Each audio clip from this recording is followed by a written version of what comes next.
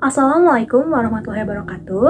Halo semuanya, kembali lagi bersama saya Tika Permata Asri dengan nomor pokok mahasiswa 104230008 dari program studi akuntansi Universitas Teknologi Digital. Oke, dalam video kali ini saya akan membahas materi mengenai formulir pada sistem informasi akuntansi. Nah, langsung aja ya kita ke pembahasannya. Formulir atau form adalah dokumen yang digunakan untuk merekam terjadinya transaksi. Nah, kenapa sih disebut sebagai dokumen? Karena peristiwa yang terjadi dalam suatu organisasi itu direkam atau didokumentasikan di atas cari kertas. Nah, formulir juga bisa disebut sebagai media karena formulir merupakan media yang digunakan untuk mencatat peristiwa dalam suatu organisasi ke dalam catatan. Adapun contoh formulir itu diantaranya yang pertama ada formulir faktur penjualan, formulir jurnal, dan formulir buku besar, dan sebagainya.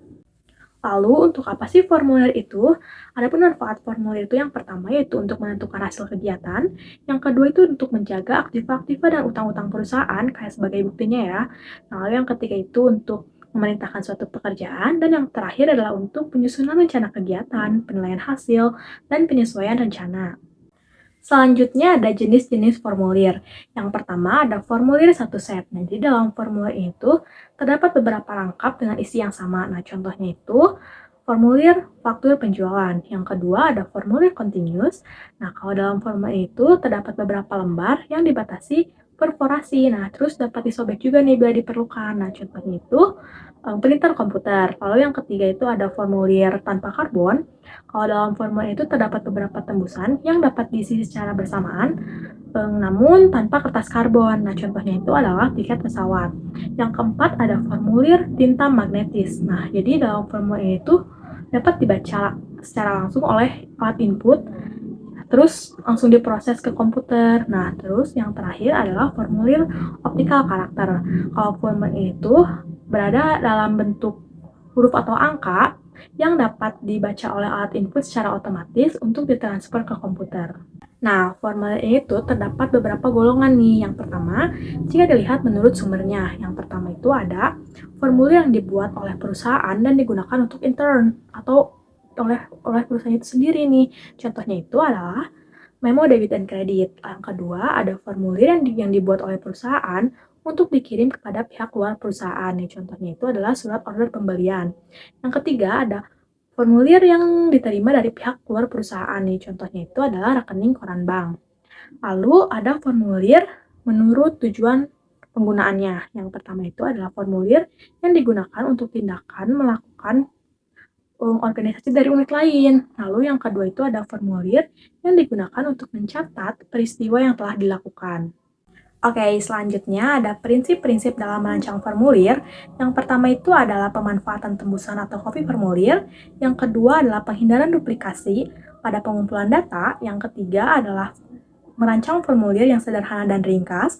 Yang keempat adalah untuk internal check. Yang kelima itu ada nama dan alamat perusahaan pada formulir. Yang keenam ada nama formulir. Yang ketujuh adanya nomor identifikasi. Yang kedelapan adalah adanya formulir besar. Yang kesembilan adalah pencetakan garis formulir. Yang kesepuluh adalah pencantuman nomor urut formulir. Yang kesebelas adalah merancang formulir dengan jawaban ya atau tidak.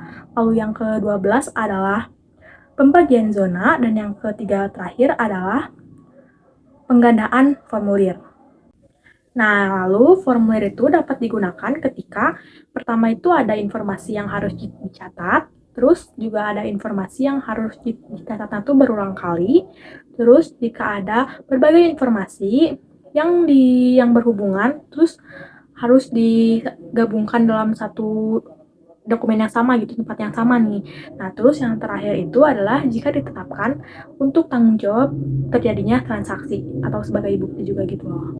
Lalu ada juga informasi yang diperlukan dalam merancang kembali suatu formulir nih. Yang pertama itu adalah yang bersangkutan dengan formulir tersebut nih, yang seperti mengenai isinya, terus mengenai tembusannya atau jenis kertas yang digunakannya. Lalu yang kedua itu yang bersangkutan dengan persediaan dari atau pencatatan dari formulir tersebut.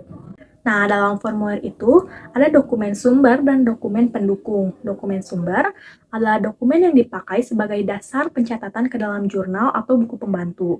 Sedangkan dokumen pendukung adalah dokumen yang melampiri dokumen sumber sebagai bukti sahnya transaksi yang direkam. Nah, adapun ini ya contoh tabel dari kayak transaksinya apa, terus dokumen sumbernya apa, dan dokumen pendukung yang bersangkutannya apa. Ini contohnya.